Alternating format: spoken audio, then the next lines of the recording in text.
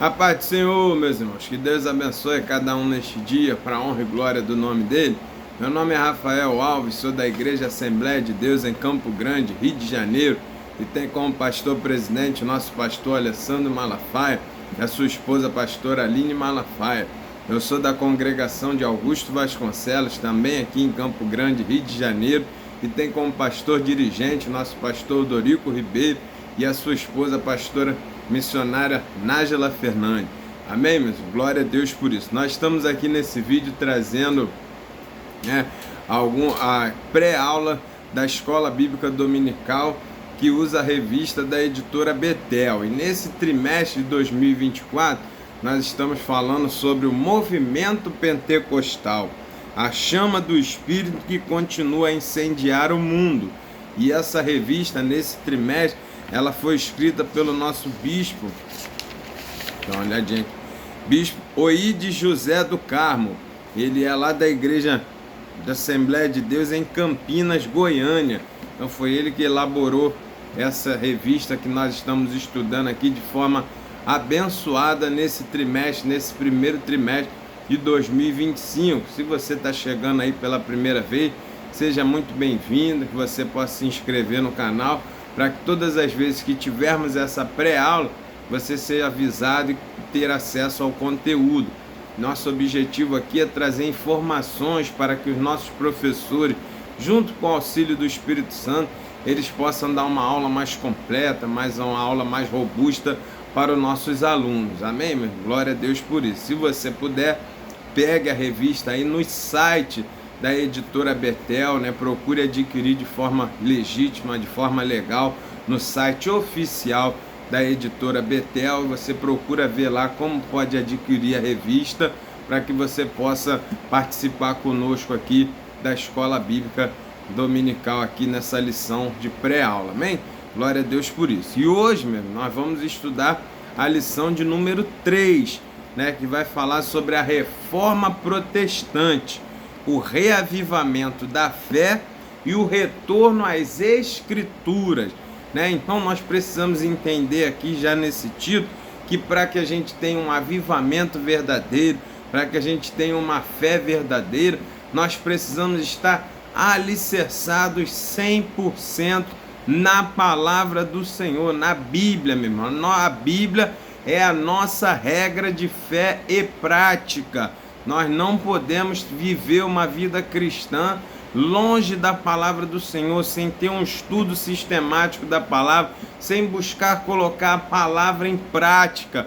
Nós precisamos aprender que não há avivamento, não há evangelho, não há vida cristã, se a Bíblia não for a bússola, se a Bíblia não for o fundamento da nossa fé. A palavra do Senhor é o fundamento da nossa fé. A palavra do Senhor é o próprio Jesus Cristo, o Verbo se fez carne, Então é a própria palavra, é o próprio Cristo, Ele é o centro, Ele é a base, Ele é o fundamento. Não dá para fazer nenhum evangelho, não dá para viver vida cristã plena, verdadeira e ir morar no céu, se não tivermos a palavra do Senhor como centro da nossa vida e não buscarmos a cada dia a vivermos 100% a palavra do Senhor. Amém, meus? Então, glória a Deus por isso. E aqui a gente já vê o fundamento da reforma, que foi justamente fazer o quê? Os cristãos da primeira igreja, da primeira etapa, os cristãos primitivos, lá do início do cristianismo, para que eles pudessem voltar a caminhar o quê? Na doutrina dos apóstolos, que era a palavra do Senhor. Então eles tinham se afastado, criado algumas coisas que não condiziam com a palavra do Senhor, e aí os reformadores, os pré-reformadores, os reformadores com auxílio do Espírito Santo, inspirado pelo Espírito Santo, fez o que? Essa retorno, essa puxada para voltarmos a caminhar conforme a palavra do Senhor. Então, destaque isso aí para o seu aluno, que não tem como vivermos um avivamento se não tivermos prontos para vivermos a palavra do Senhor. Crente avivado é o crente que vive a palavra de Deus no seu dia a dia. Destaque isso para o seu aluno. Nós não podemos entrar na visão neopentecostal de que avivamento é movimento, é isso, é aquilo, é rodar, é pular, aviãozinho. Não, avivamento de verdade é quando você vive conforme a palavra do Senhor, você abre mão até mesmo da sua vida, para que você não fira e não venha trazer nenhum prejuízo para a palavra de Deus. Então, como nós vemos os reformadores, os pré-reformadores fazer, até mesmo das suas vidas, eles abriram mão para não negar a palavra, não negar a Cristo, não negar o Espírito Santo e não saírem do centro da palavra de Deus. Esse é o crente verdadeiramente avivado que vai morar no céu. É o que até da sua própria vida ele abre mão para poder viver no centro da palavra de Deus e viver com Cristo como cabeça. Isso é ser avivado de verdade. Amém? Então destaque aí para o seu aluno.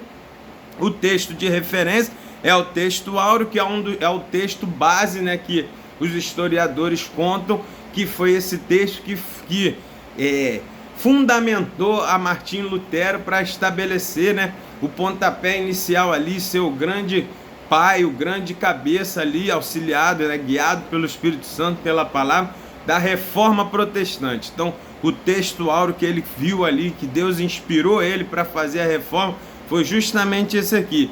Romanos capítulo 1, verso 17, que destaca o quê? O justo viverá pela fé. O justo, mas o justo viverá da fé.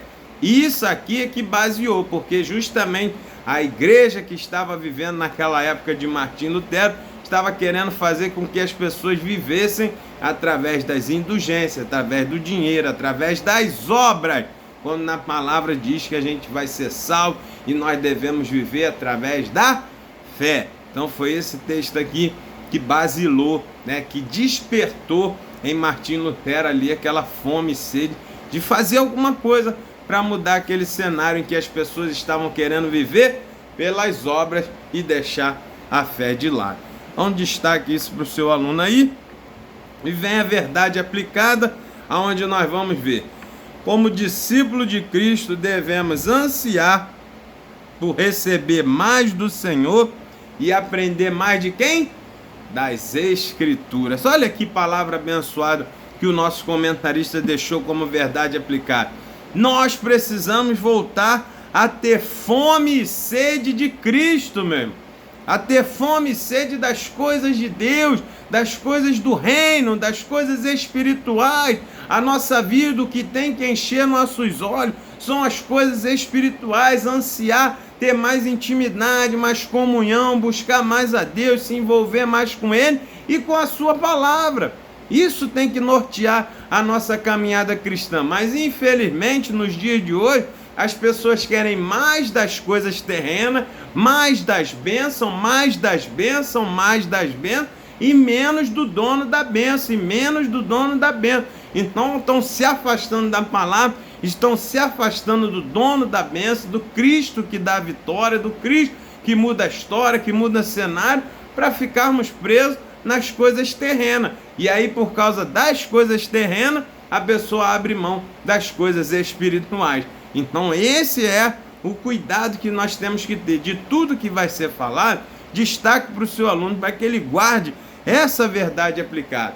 Se a cada dia nós buscarmos o reino, as demais coisas serão acrescentadas e nós teremos a maior recompensa, que é ir morar no céu com Cristo. Se o cristão conseguir entender que o maior milagre e o maior bênção que ele tem é a salvação da alma dele, meu irmão, vai ser muito mais fácil caminhar nesse mundo tenebroso, porque não vamos ficar presos às coisas que o mundo oferece, as bênçãos, as coisas que o mundo tem, as graças que o mundo quer dar, né, as benfeitorias que o mundo busca. Nós não vamos ficar presos nela, porque nós vamos buscar o quê? A melhor bênção, a melhor coisa, a melhor recompensa, que é a salvação da nossa alma. Por isso, muitos crentes no antigo aqui, início, eles morriam. Para quê? Para alcançar recompensa. Eles não ficavam presos em ter as coisas e usufruir de coisas terrenas que são passageiras, não. Eles tinham fome e sede das coisas de Deus e queriam morar com Deus, e quanto mais rápido acontecesse isso, melhor. E se eles tivessem que morrer para ir morar com Cristo, eles morriam com toda a glória, com toda a boa vontade, mas eles não abriam mão da salvação para viver coisas terrenas aqui não. Isso é essa visão que nós precisamos ter. Quantos hoje estão abrindo mão da salvação, abrindo mão de viver com Cristo para ter as benesses que o mundo dá aí, para ter os manjares do rei, para ter as pérolas aos porcos, para ter as coisas que o mundo dá, que num minuto para o outro passa e você fica sem nada e ainda perde a salvação da sua alma. Então, destaque isso para o seu aluno aí. A cada dia nós precisamos estar mais voltados às coisas celestiais. Se ganharmos coisas aqui na terra, vinda da boa mão do Senhor Jesus, glória a Deus, bendito seja o Senhor, vamos comer o melhor dessa terra. Mas se também não vier nada, o melhor nós já temos, que é a salvação da nossa alma. Então isso aí é que tem que motivar a sua caminhada, você viver um evangelho pleno, buscar a palavra do Senhor, ser fiel a ela, para alcançar a maior recompensa que nós teremos, que é viver a eternidade ao lado de Cristo, no céu onde não tem choro, onde não tem morte, onde não tem dor, onde não tem sofrimento. Passaremos a eternidade louvando, engrandecendo e conhecendo o nosso Deus, meu, e vivendo com Ele face a face. Essa é a maior recompensa. Isso é que tem que nos motivar. Destaque isso para o seu aluno aí. Texto de referência, ele vai botar Romanos capítulo 1, aí do 16 ao 19, onde vai falar novamente, mas o justo viverá da fé, né? E aí vai falar sobre as pessoas, ó, porque do céu se manifesta a ira de Deus sobre toda a impiedade e injustiça dos homens, que tem a verdade, né, mas transforma em injustiça, que sabe que Jesus salva, que sabe que para ir para o céu tem que seguir a palavra, que sabe as coisas todas que tem na lei do Senhor, mas o que eles fazem? Preferem viver a injustiça, preferem viver as coisas do mundo, e aqui você vai ver a justa recompensa que eles vão receber, né, do céu, a ira de Deus que vai vir sobre todas essas pessoas impiedosas e injustas que conhecem a verdade, mas tentam deturpar, exatamente como as pessoas faziam na época dos pré-reformadores, dos reformadores. Tinha a Bíblia lá, tinha as doutrinas do apóstolo, eles sabiam como é que funcionava, mas para buscar seus próprios interesses, para ter as benesses na terra,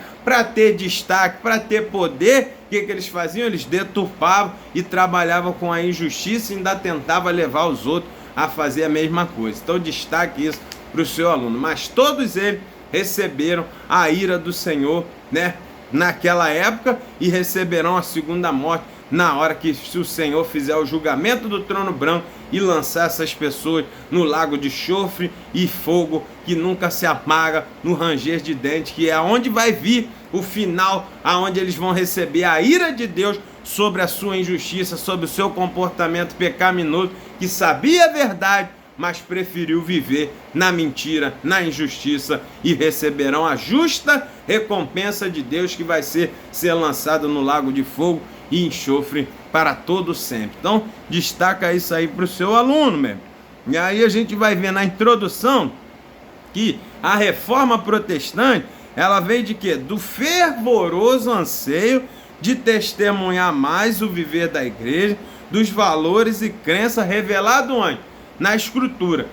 Foram homens que desenvolveram um sentimento de defesa apostólica, de defesa doutrinária, de defesa do Senhor Jesus, defesa da palavra, para que pudesse exercitar nas pessoas a palavra de verdade, como os apóstolos trouxeram lá na igreja primitiva, Atos capítulo 2. Então esses homens queriam fazer a mesma coisa, trazer o evangelho verdadeiro, centrado na palavra, centrado em Cristo, centrado no agir do Espírito Santo, e tirar as coisas que o homem tinha colocado, que era através do dinheiro, que era através das propriedades, que era através da igreja que dominava aquela época ali, os papas, a igreja católica, que eles que dominavam, que eles davam as receitas, as bulas papais, que davam ali condições daquela pessoa pagar, assinar aquela bula e dizer: estou resolvido, estou no céu, estou salvo, posso viver de qualquer maneira. Então esses homens, defendendo a fé verdadeira,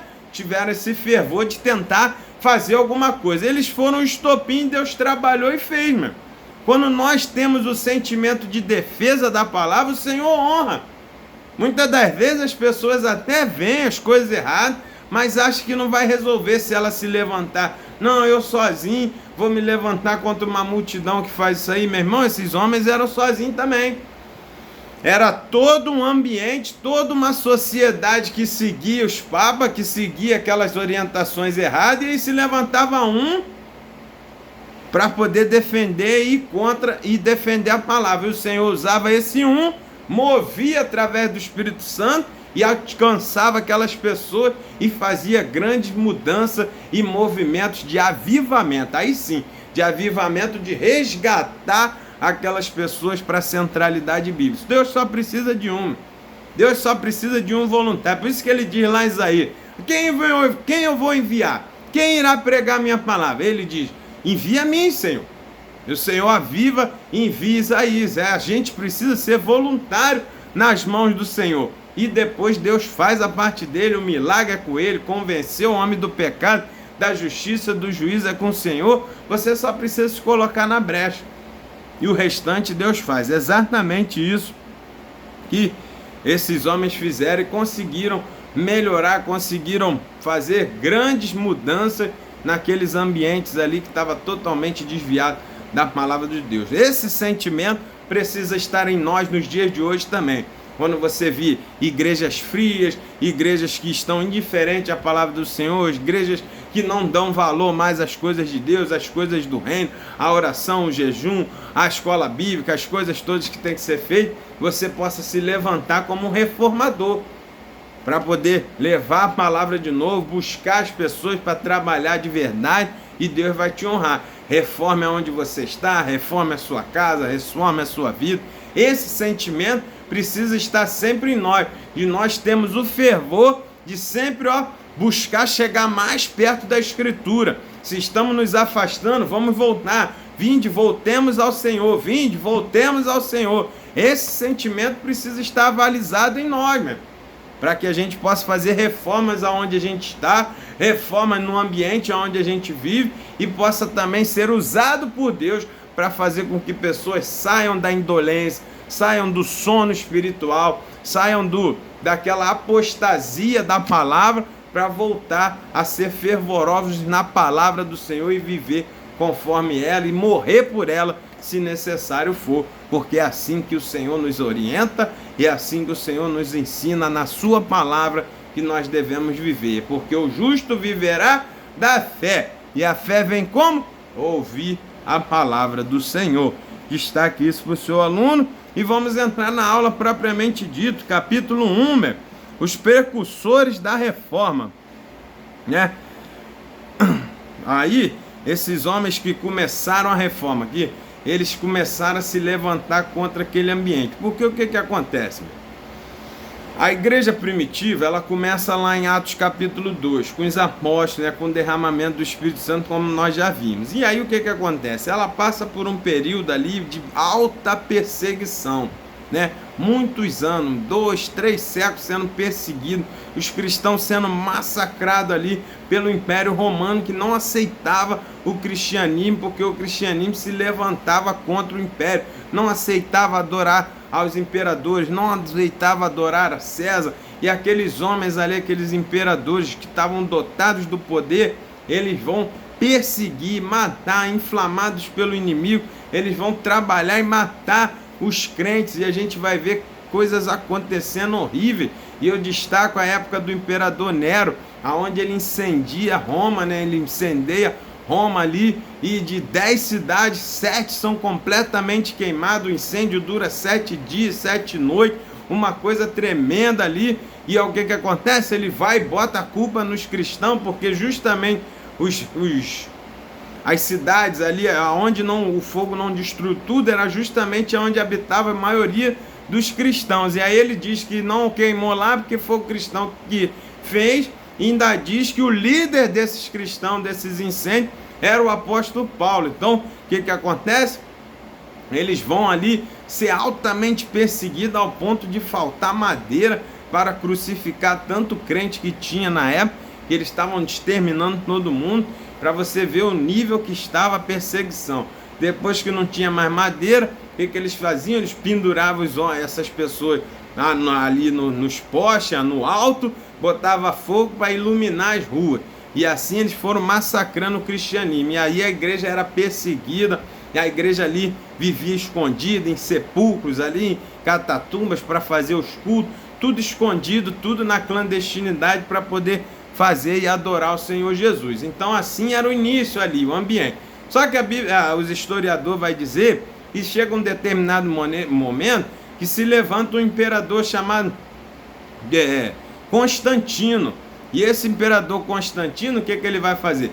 Ele vai colocar agora o cristianismo como religião oficial do reino, do império. Agora a igreja mudou de lado. Agora ela não está mais sendo perseguida. Agora ela é a cabeça, ela é o poder.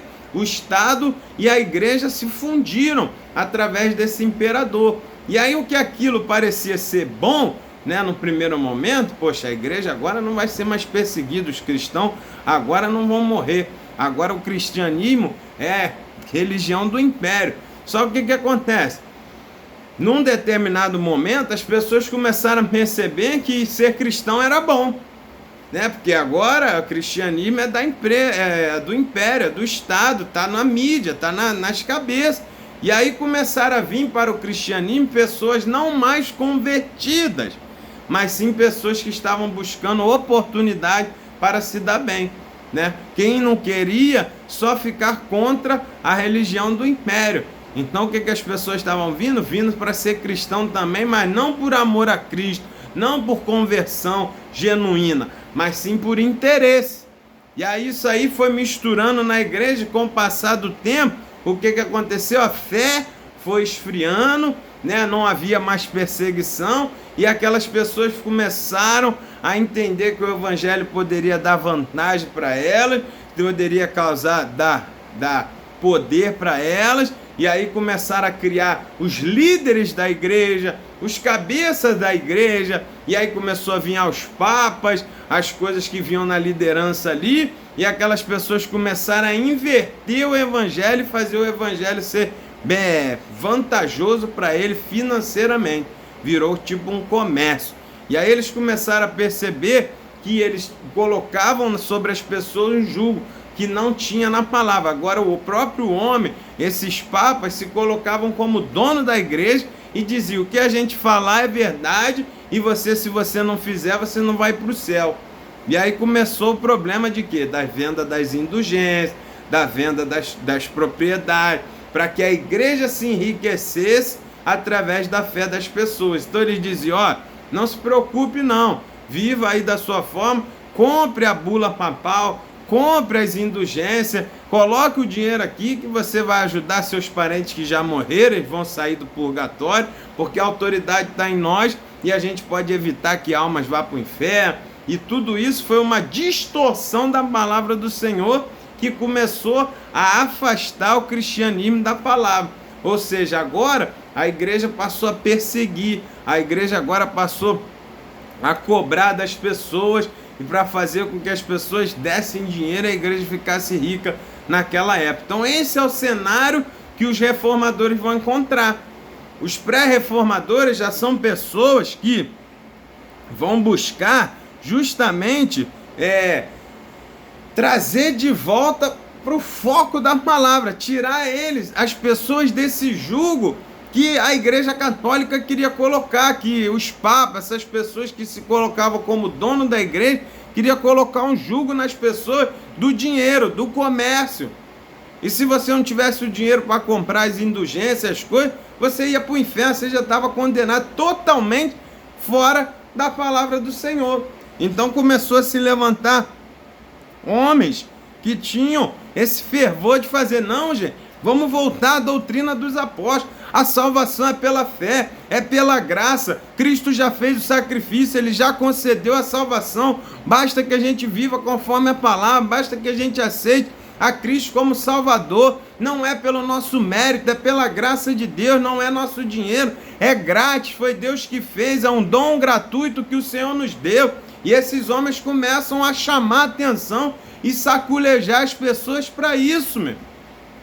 Para que eles pudessem sair desse jugo e viver uma palavra verdadeira e não se enganar.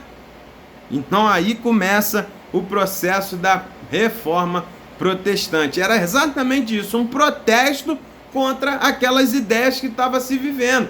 E aí se levantaram homens como pré-reformadores, começaram a puxar essa novela, essa corda, para dizer, oh, não, isso está errado, isso não está conforme a palavra.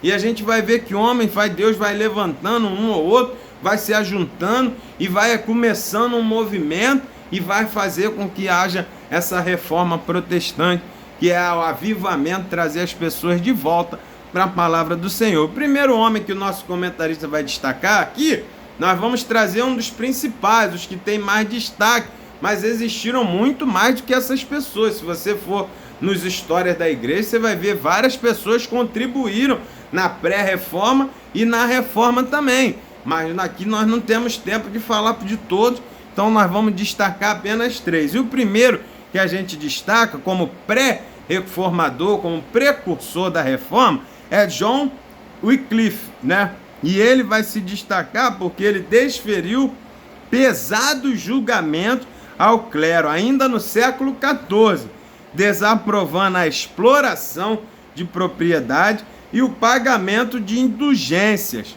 E aí o que ele fazia? Ele traduzia a palavra de Deus para a sua língua, que era inglesa, que ele era da Inglaterra. Então você vai ver que o cerne da reforma sempre passou, por mais que tenha sido por várias pessoas, o cerne da reforma sempre foi combate às indulgências, combate à exploração de comércio, de dinheiro, de propriedade, naquele intuito que a Igreja Católica tinha, a igreja que dominava aquela época tinha, de que dizer que você ia comprar pelas suas obras, pelo seu dinheiro, pela sua força, a salvação da sua alma. Então, o foco deles era combater sempre essa principal heresia que essa igreja trazia, que a salvação era pelo dinheiro. Totalmente contra a palavra do Senhor. E o que eles faziam? Justamente o que? A tradução da palavra para a língua que eles viviam, para aquele país que eles viviam, porque aí, com a Bíblia traduzida, todos poderiam acessar a palavra e traduzida, e ler, e entender que o que eles estavam falando era a verdade que tinha na palavra, e não era aquilo que as pessoas estavam falando. Na palavra, em nenhum momento, vai dizer para comprar indulgência, para fazer nada disso, e isso eles estavam tentando mostrar. Então o foco era sempre esse, atuar com a palavra e procurar traduzir a palavra de Deus para a sua língua. Então foi assim que o evangelho foi sendo propagado, que a Bíblia foi sendo traduzida, passando para cada nações, e quando a Bíblia chegava, quando a palavra de Deus chegava, aí sim se tinha o avivamento de verdade, né? Então a gente vê nesse homem justamente isso. E existiam as pessoas que eram contra a reforma, né? Porque a igreja sempre foi combatida pelo inimigo desde o início. Mas Jesus disse que a igreja, né, a porta do inferno não ia prevalecer sobre a igreja. E assim o Senhor tem cumprido, e assim o evangelho chegou até nós nos dias de hoje. Por mais de lutas, por mais situações difíceis, o evangelho sempre continuou caminhando, sempre se levantaram homens para pregar a palavra, e nós precisamos ser essas pessoas nos dias de hoje também, independente de perseguições, independente de dificuldade.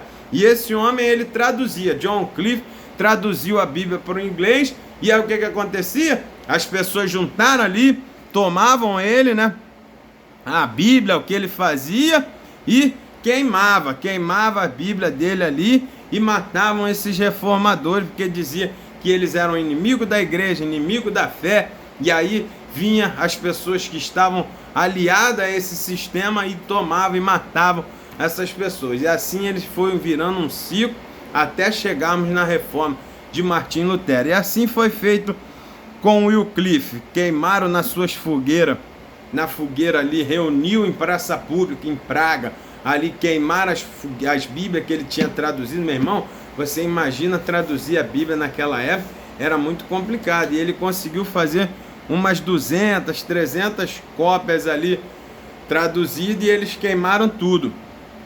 mas ainda sobrou pelo menos umas 170 que existem até hoje, para a honra e glória do Senhor. Então Deus foi cuidando ali para que a Bíblia também conseguisse chegar, mas a perseguição era muito grande, mas esses homens não olhavam as dificuldades, eles queriam defender a palavra do Senhor. E na mesma linha de raciocínio, quem veio?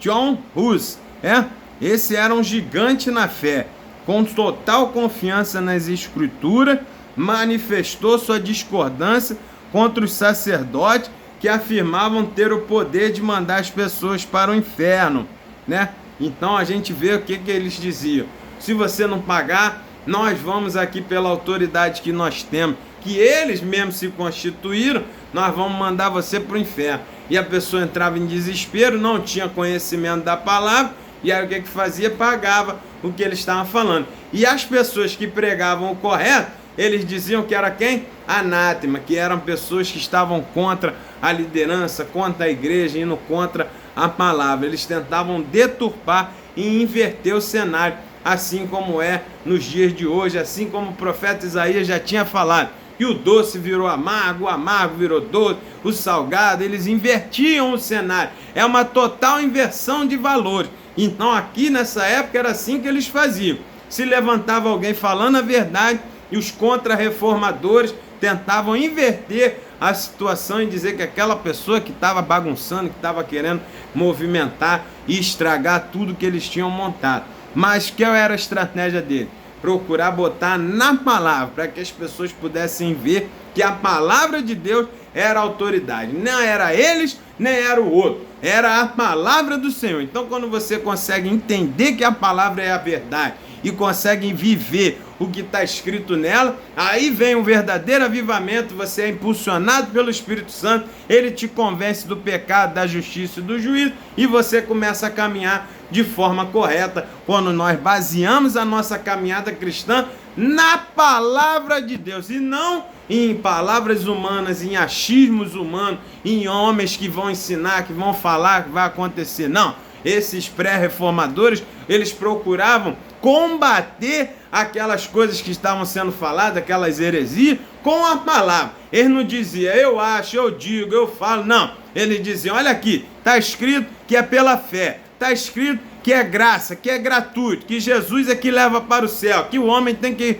se arrepender dos seus pecados, confessar a Cristo como único e suficiente Salvador, crer no Senhor Jesus como único e suficiente Salvador, e assim eles vão alcançar o céu. Era isso que esses homens falavam. Eles não colocavam uma disputa pessoal, ele contra aquelas pessoas. Não, eles defendiam a palavra. Então, quando as pessoas viam isso, elas seguiam a palavra do Senhor e eles conseguiam trazer esse movimento de avivamento. Por isso, Deus sempre honrou a fé desses homens, e mesmo quando eles eram mortos, o que Deus fazia? Levantava outras pessoas. E esse homem chamado John Hus, ele é um grande exemplo disso, que quando pegaram ele para queimar, eles falaram, nega Jesus. Ele disse, não vou negar, eu tenho 86 anos, Cristo sempre esteve comigo, eu sempre honrei a palavra e vou morrer dizendo que só Jesus salva aqui, só Jesus salva, cura, liberta, e vou pregar a palavra aqui mesmo que você me mate. E quando eles botaram fogo no homem, ele começou a cantar, Cristo, filho de Davi, tem misericórdia de mim. E depois ele começou a orar mesmo no meio do fogo. E antes de morrer ele disse, hoje vocês estão assando um ganso, mas daqui 100 anos o Senhor vai levantar um cisne e esse vocês não vão poder assar. E justamente isso aconteceu. Passou 100 anos, Deus levantou Martinho Lutero e ele fez a reforma protestante. Então aqui você vê como vale a pena ser fiel ao Senhor. Por isso esse homem era avivado, independente de estar sendo queimado vivo mesmo. Ele não negou a fé e ainda profetizou pela palavra do Senhor que ia se levantar alguém para fazer a reforma protestante. Se levantou um cisne chamado Martinho Lutero que fez a reforma, e até hoje nós vivemos a influência dessa reforma. O evangelho está sendo pregado aí através da reforma protestante, que trouxe de novo a focalização, a centralização do evangelho na palavra do Senhor. Então, destaque isso para o seu aluno aí, que nós possamos ter esse sentimento de ser fiel a Cristo até a morte, pela palavra dele, pelo que a gente aprende, pelos princípios do evangelho, pelos princípios cristãos, independente se nós vamos morrer ou não. Esses homens viam o resultado, a recompensa que estava para ele na glória. Amém? Destaque isso para o seu aluno. E para fechar esses pré-reformadores, vai falar de Girolamo Savonarola, e outros chamam Jerônimo Savonarola, né? Outro homem que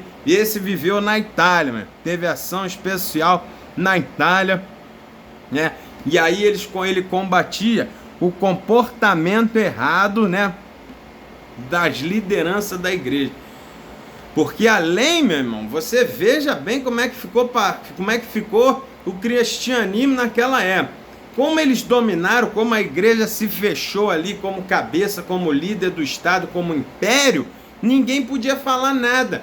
Tudo que se falasse contra era considerado herético, heresia, eles matavam queimado na fogueira e assim ia. E aí o que eles faziam?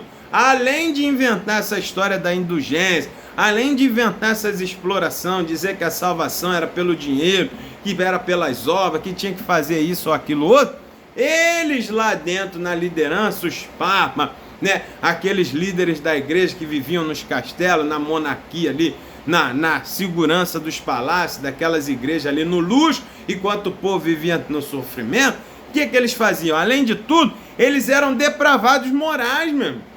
Além de tudo, eles tinham problemas da moralidade. Eles ficavam em orgia, vivia tudo errado lá, né? Mandava fazer desmando, vivia do jeito que queria, vivia sem casar, casava com quem queria, inventou que não era para casar, tinha relação homossexual, viviam de uma forma totalmente imoral. E aí esse Jerônimo Savonarola, ele já pegou mais nessa parte, onde cobrava deles a santidade. Porque a Bíblia não apoiava aquele tipo de comportamento que eles tinham. Aí o que aconteceu? Ele foi excomungado, enforcado e teve o seu nome e teve o seu corpo queimado. Mas não tem problema. Ele fez o que tinha que ser feito, falou, pregou a palavra e buscou a recompensa dele lá no céu. É isso que nós precisamos entender. Eles foram pessoas que foram, cada um deles deu um passo. Cada um deles fez uma parte. O importante não é saber se eu vou conseguir mudar tudo que está errado, ou se eu vou conseguir resolver tudo. Não me cabe a mim. O que cabe a mim é fazer a minha parte. E Deus vai fazendo a dele, vai movendo. E um pouquinho que eu faça, com um pouquinho que o outro faz, que um pouquinho que o outro faz, quando se soma, chega numa reforma onde o nome do Senhor Jesus é glorificado. É isso que nós precisamos entender. Talvez eu não vou conseguir limpar tudo, mas se eu der uma vassourada, der duas vassouradas, eu já vou ajudar no processo da limpeza. Destaque isso para o seu aluno. Então, cada um fazendo sua parte, cada um fazendo o seu esforço, ele muda a história. É igual aquela história do menino, que ele se encontrou ali numa praia e tinha um monte de filhotinho de tartaruga tentando voltar para a água, e como não conseguia, os predadores comiam.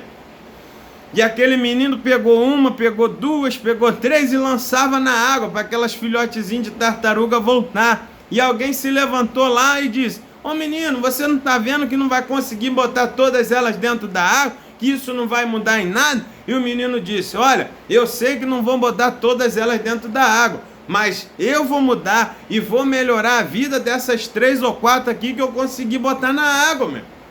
Então, muitas das vezes, nós não vamos resolver tudo, mas se eu pregar o evangelho genuíno, se eu me esforçar, se eu buscar em Deus, se eu pregar a palavra de verdade, talvez eu não mude o mundo, mas eu mudo a vida de 2 ou 3 ou 4 que ouvi a minha palavra, que estou pregando conforme a palavra de Deus, que ouvi a pregação, que ouvi esse meu tentativa de movimentar e acertar as coisas e defender a fé, meu irmão. Entendeu? Para ser um apóstolo, ser um apologeta, aquele que defende a fé, aquele que defende a palavra do Senhor. Não se preocupe se você vai alcançar o mundo, mas faça a sua parte. E se você fizer, você alcança a sua vida, alcança os seus parentes, alcança quem está próximo de você, e você já vai ser alguém que Deus vai poder usar para movimentar as coisas e trazer um verdadeiro avivamento. É isso que esse pessoal fazia. O pouquinho que um fez, que John Cliff fez, o pouquinho que John Hus fez, que Jerônimo Savonarola fez, o que aconteceu? Foi desembocando, foi influenciando O Martim Lutero era criança, foi crescendo baseado nessas pessoas, foi aprendendo com eles, foi movimentando a outra geração, se levantou uma nova geração que fez a reforma. E é assim que nós fazemos, meu irmão.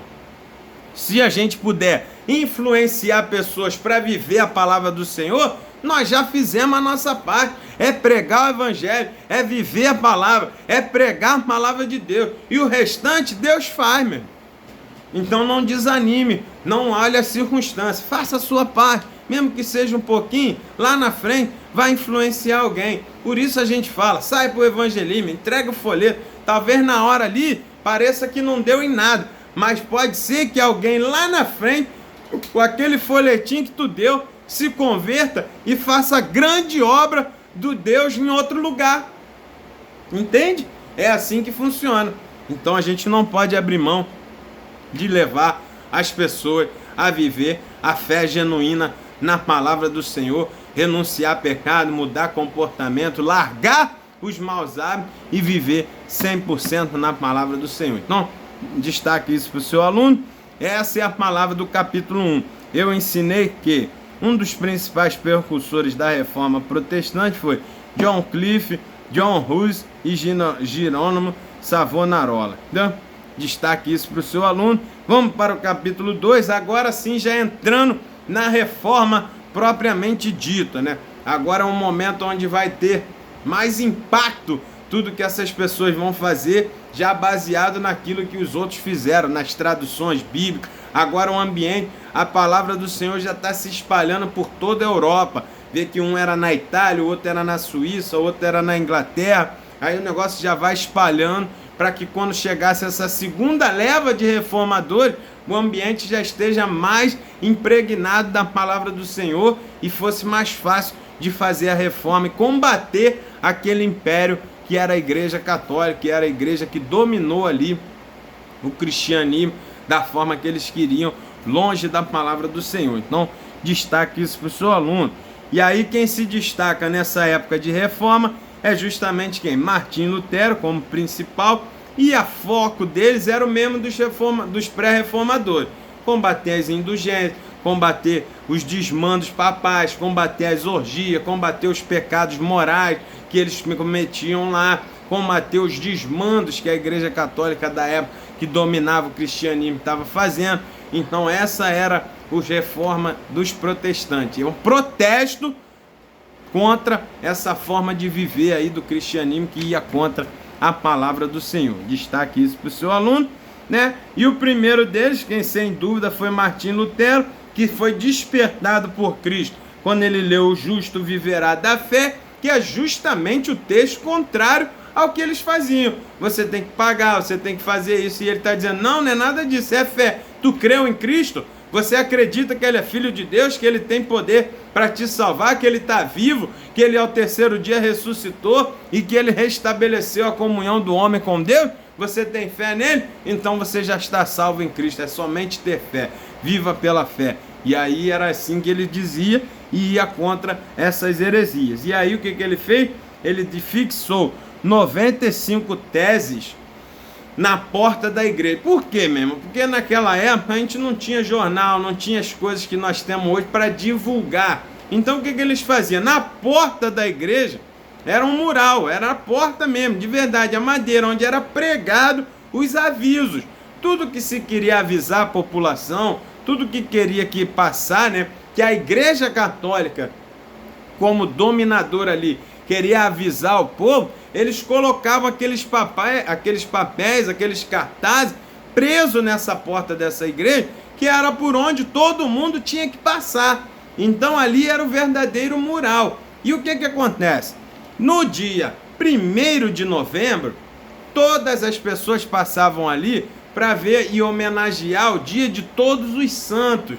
Era uma forma que a Igreja Católica tinha de promover uma idolatria, de fazer com que aquelas pessoas ficassem relembrando as pessoas que já tinham morrido ali, já tinham visto que a Igreja Católica dizia que era santo, que tinha morrido pela causa, que tinha morrido pela igreja.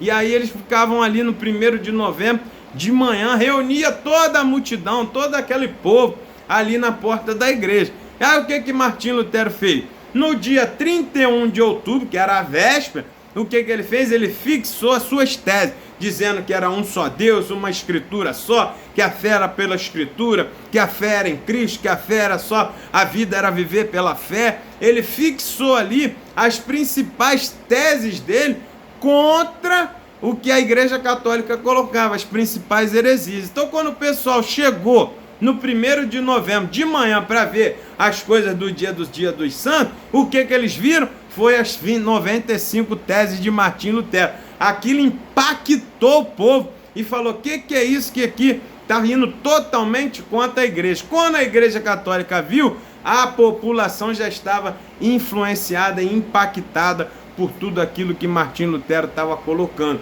E ali despertou o povo falou: tem razão ele. É a escritura, é Cristo, é somente ele, é somente a escritura, é somente um batismo, é somente isso. E aí eles começaram a seguir aquelas doutrinas, e ali foi o que? O estopim aonde se estabeleceu a reforma protestante. Foi aquela hora que as teses de Martim Lutero, que vinha através da palavra do Senhor, baseado na palavra, na leitura bíblica, porque o Martim Lutero, ele traduziu a Bíblia para o alemão e levou aquelas teses em alemão para que aquelas pessoas pudessem ver e ler. E aí aquilo ali estabeleceu o quê? O despertar da reforma protestante. Ele teve essa estratégia de colocar no 31 de outubro, que era a véspera, para quando o pessoal chegasse no dia 1º para ver, eles viram, foi as teses de Martim Lutero ali e iniciou a reforma. Então, destaque isso para o seu aluno.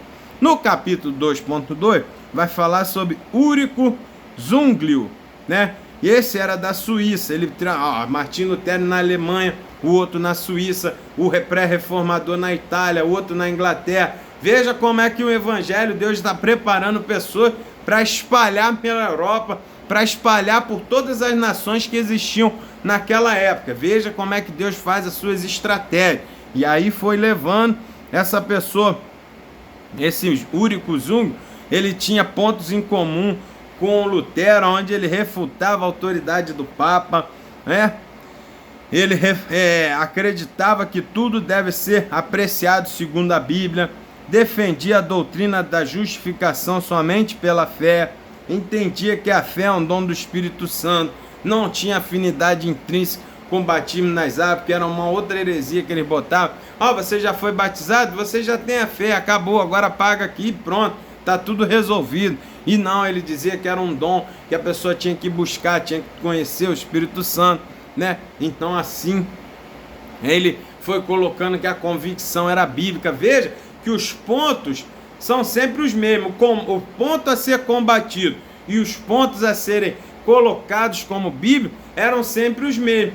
Justo viverá pela fé, centralidade da Bíblia, centralidade em Cristo. Os pontos são incomuns, só que cada um atuava num ponto do mundo, em uma nação diferente. E assim o Senhor, através do Espírito Santo, foi espalhando a sua verdade bíblica e alcançando as pessoas em várias pontas, em vários países. E aí os protestantes foram se formando e foi formando igrejas, né? Núcleo de pessoas que viviam conforme essas orientações desses homens, que era baseado na palavra do Senhor. E aí eles começaram a romper com aquela coisa que a igreja colocava, mesmo que eles tivessem que morrer. Eles foram fazendo grupos de resistência àqueles ambientes ali que a igreja tentava colocar, né, para fazer com que eles vivessem conforme o jugo da igreja, dos líderes, dos sacerdotes, daquelas pessoas que tomaram poder e tiraram a autoridade da palavra, tentaram levar a autoridade para o seu braço. Então, destaque isso para os seus alunos, né?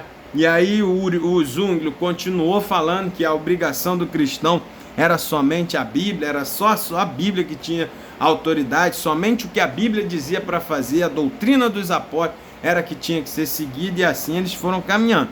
E depois veio João Calvino, 2.3, o nosso tópico aqui. E o Calvino, ele já fez um pouquinho diferente. Ele também seguia esses pontos, só que ele trouxe uma visão mais para o Espírito Santo. Ele escreveu, fez um tratado ali, um legado, uma produção literária, já no século XVI, para trazer o quê?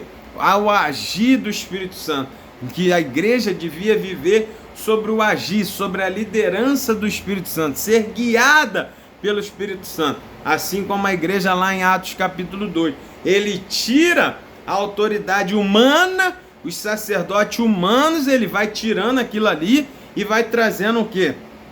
Um trabalho para o Espírito Santo, dizendo que o Espírito Santo é o grande mestre interior, é o que dá o testemunho, é que muda a história, é o que convence o homem do pecado, da justiça e do juízo, né? E aí ele vai fazer estudos sistemáticos de soterologia, de como é feita a salvação, de eclesiologia, de pneumatologia, que é o agir do Espírito Santo.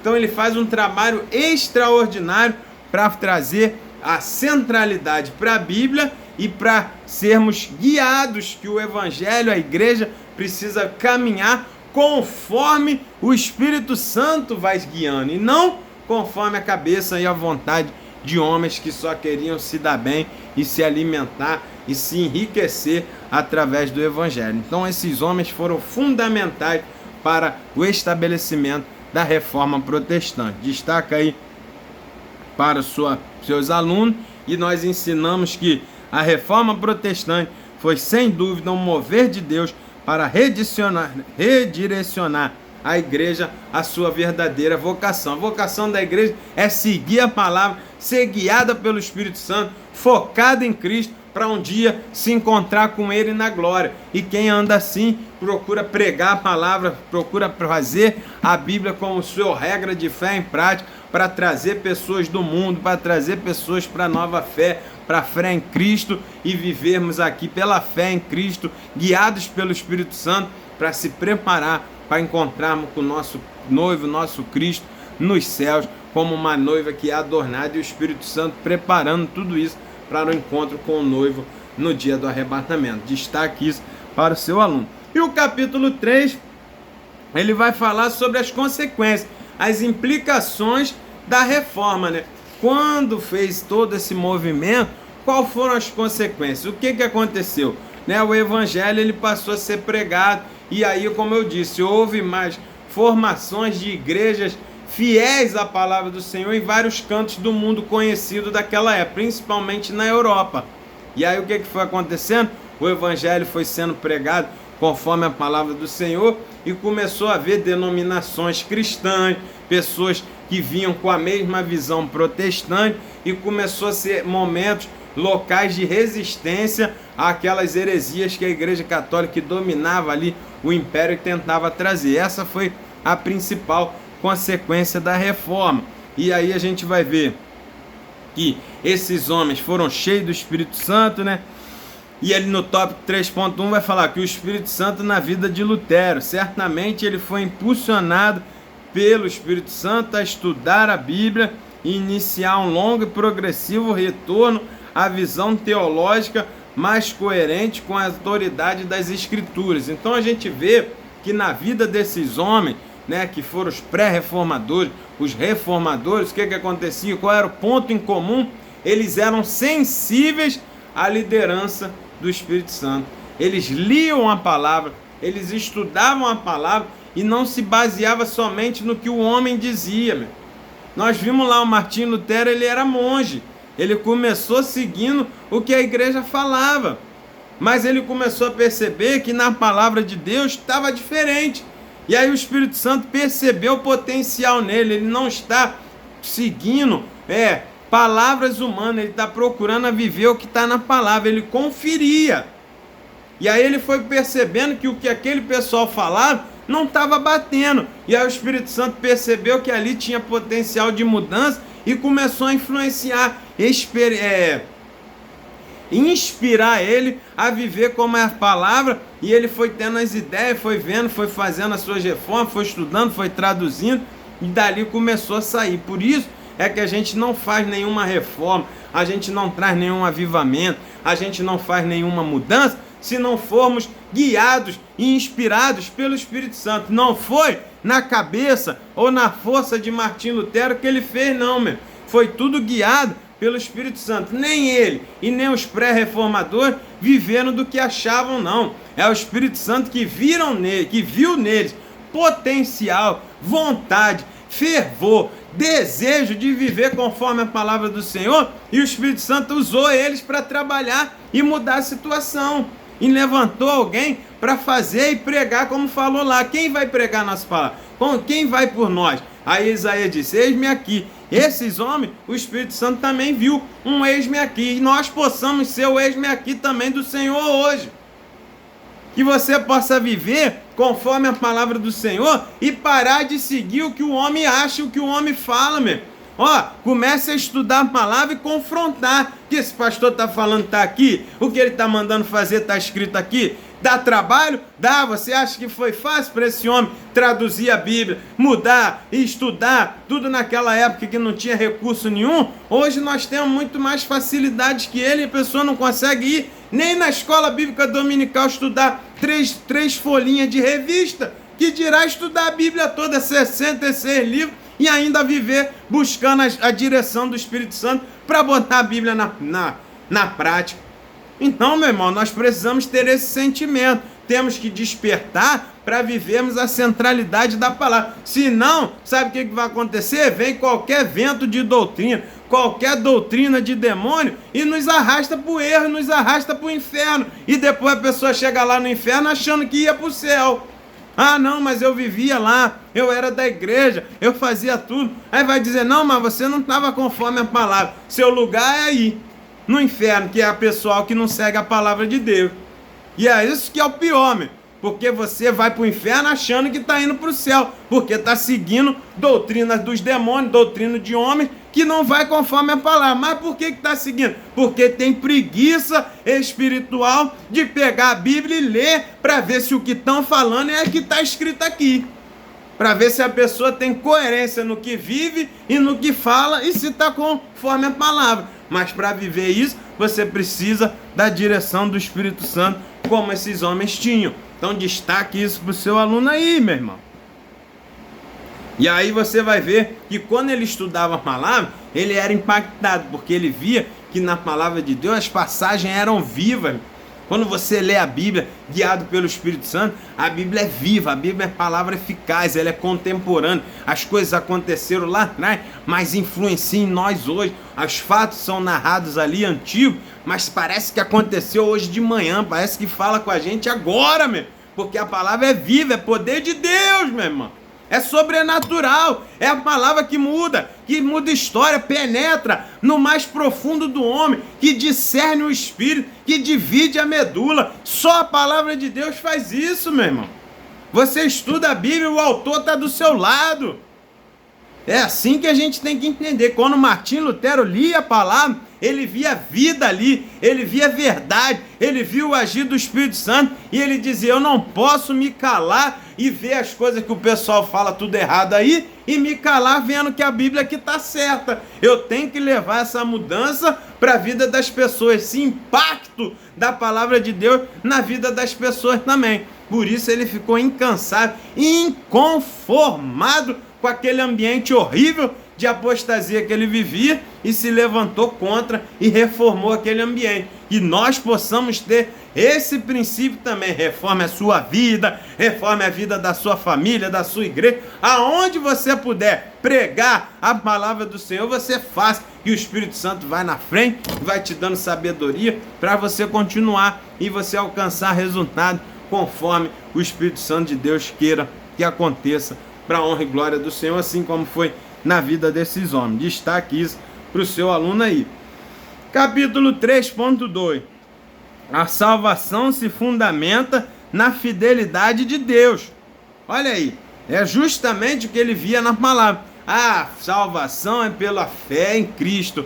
Cristo garantiu a salvação. O Senhor nos amou de tal maneira que deu seu Filho unigênito para que todo aquele que nele crê não pereça, mas tenha vida eterna. Olha aí a salvação vinda do amor de Deus, grátis, é dom de Deus, para que ninguém se glorie, é grátis, é pela graça, é pela misericórdia do Senhor que Ele fez nós, pecador, afastado da presença dEle, carne, pó, cinza, poder um dia ir morar no céu, onde Deus é santo, santo, santo, eternamente, a sua glória eterna no céu. e Ele vai nos levar para lá pela sua misericórdia, porque não somos merecedores, mas em Cristo Ele nos torna co-herdeiro de Cristo e nos torna co-herdeiro do reino dos céus. Isso é a bondade, que vinha da bondade de Deus, não é dinheiro, não é força, não é pela sua capacidade que você chega ao céu, nós chegamos ao céu pela misericórdia do Senhor e nós temos que retribuir esse amor, essa misericórdia que Deus teve por nós, como? Com fidelidade, com fidelidade, com fidelidade a Ele e a sua palavra, viver limpo em santidade para poder ir morar no céu e receber a maior recompensa que nós podemos ter, que é a salvação da nossa alma. Então destaque isso para o seu aluno aí. E no capítulo 3.3, ele faz o quê? As 95 teses, né? Que é onde ele vai trazer as principais passagens bíblicas, as principais teses, né? Que vai ser somente a Escritura, somente Cristo, somente um batismo, somente a palavra, somente Deus, né? Ele vai trazer totalmente ali a centralidade para o Evangelho, para Cristo, a sua palavra e para o agir do Espírito Santo, e vai combater justamente as coisas que aquela igreja da época falava, e ele vai trazer ali que a salvação vem pela fé. Ele se levanta, ele estuda a palavra, o Espírito Santo orienta e ele prega a palavra conforme a orientação do Espírito Santo, e ele coloca ali e aquilo faz a reforma, porque o agir do Espírito Santo vai sobre aquelas pessoas, convence eles do pecado, da justiça, do juízo, convence eles do que aquilo que Martinho Lutero botou ali era verdade, e se rompe esse vínculo com a igreja católica ali, com as pessoas que dominavam,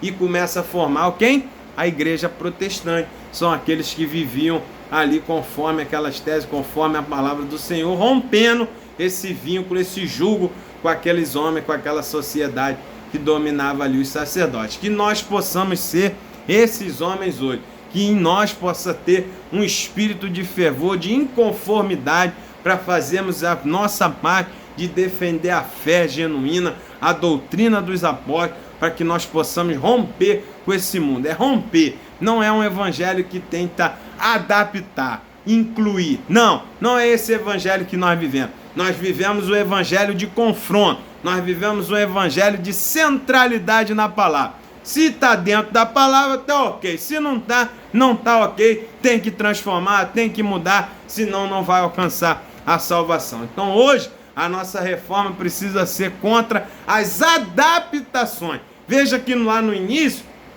as coisas eram confronto direto. A igreja dizia que era pelas indulgências e a Bíblia dizia que era pela fé. Então era um confronto direto de informações. Nos dias de hoje, o que eles estão fazendo? Eles estão tentando adaptar e levar as duas coisas junto. Mas não dá para viver assim, porque como diz a tese, é só uma palavra, é só uma fé, é só Cristo, é só o Espírito Santo, é só as Escrituras. Temos que ser único. Não dá para adaptar duas visões, dois caminhos, duas pessoas, dois jeitinhos, adaptar para levar um evangelho inclusivo. Não, nós vivemos hoje um momento de reforma, o evangelho da confronto, o evangelho que sacode, que exige do homem decisão de mudança. É um evangelho que faz com que as pessoas tenham que tomar uma posição a partir de hoje. Não dá mais para levar Cristo e o pecado, de um lado Cristo e do lado o diabo. Não dá. Ou você escolhe um, ou você escolhe o outro, meu irmão. Tome uma posição com Deus hoje. Faça uma reforma na sua vida hoje. Seja um protestante e viva a centralidade da palavra. Rompa com as coisas do mundo, com a indiferença, com o conformismo, com a mundanismo que as pessoas estão tentando botar dentro da igreja. Se levante contra e diga: na minha vida é a Bíblia, na minha vida é Cristo, na minha vida é o Espírito Santo. Eu sou centralmente na Bíblia, só vivo pela autoridade da Escritura, e nem que eu tenha que morrer por isso, eu não abro mão da Escritura, que é a palavra do Senhor, que é o próprio Cristo que se fez carne. Ele é a palavra, Ele é o nosso Salvador. Somente Ele, somente o Espírito Santo, somente a palavra, somente unção, somente o batismo é o que nós precisamos seguir. Nós temos que reformar o Evangelho nos dias de hoje e romper com essas adaptações que as pessoas tentam fazer para levar o Evangelho de Cristo de uma forma mais light, mais inclusiva, aonde cabe tudo e cabe todos. Não é assim. O Evangelho é confronto, o Evangelho é renúncia, o Evangelho é posicionamento para a santidade, porque sem santificação ninguém verá o Pai. Amém? Que esse sentimento dos reformadores possa estar no nosso coração para a honra e glória do nome do Senhor Jesus. Amém? Você tem uma aula abençoada, uma aula na presença do Senhor, e até a próxima videoaula, se assim o Senhor permitir. Fique com Deus e Deus te abençoe.